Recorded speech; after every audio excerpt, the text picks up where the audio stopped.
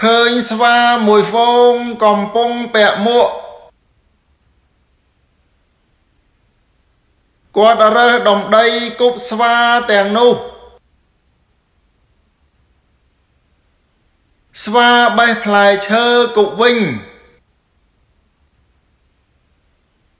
ពេលនោះគាត់នឹកឃើញថាសត្វស្វាចូលចិត្តធ្វើត្រាប់តាមណាស់គាត់ដោះមួកពីក្បាលគប់ទៅស្វាស្វាក៏ដោះមួកពីក្បាលគប់តបវិញ